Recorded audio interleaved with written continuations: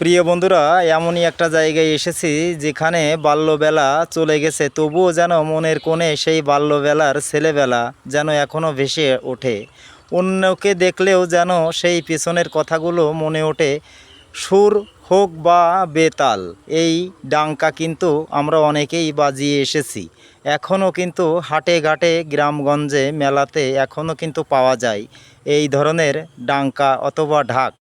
প্রিয় বন্ধুরা, এনারা কিন্তু এই ধরনের ঢাক সবসময় প্রতিনিয়ত বানিয়ে থাকে, কিন্তু জানে না তারা, হয়তো তারা টাকার বিনিময়ে বিক্রি করে, কিন্তু এই একটা ঢাক আমাদের ছোটোবেলায় কত না আনন্দ দিত।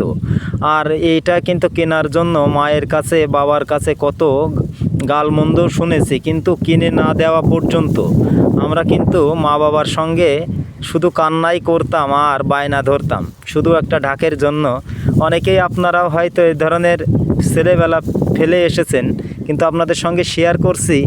আর এখানে এসে দেখছি অনেক সুন্দর করে তারা কিন্তু এই ঢাক ডঙ্কর বানাচ্ছে, আপনারা অবশ্যই দেখতে পাচ্ছেন।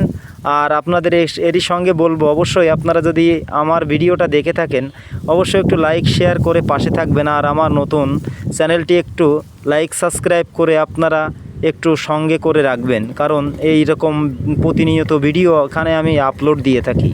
অবশ্যই আপনাদের এই ভালোবাসা আমি একান্তই কাম্য করি।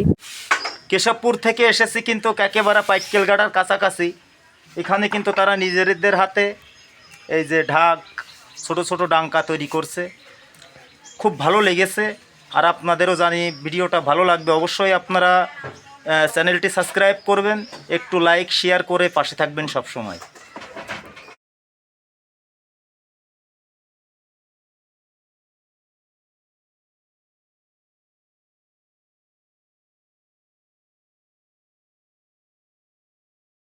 ওড়াকান্দি বা অন্য কোনো জায়গায় মেলায় যে ঢাকগুলো বাজে, এখানে কিন্তু নিজের হাতে তৈরি হচ্ছে। এই যে নিজেদের হাতে একটা কুটির শিল্প, ছোটোখাটো শিল্প গ্রামের বাড়িতে। সবশেষে ভালো লেগেছে, বেকারত্ব দূর, কেননা কোনো না কোনো কর্মে কিন্তু মানুষ জড়িত থাকলে অর্থ উপার্জন হয়, আর সেই অর্থের দ্বারাই কিন্তু অভাব ঘুচে যায়। তো সর্বশেষে হচ্ছে ইনকাম করতে হবে, এটা হচ্ছে বড় কথা। জয় শ্রী।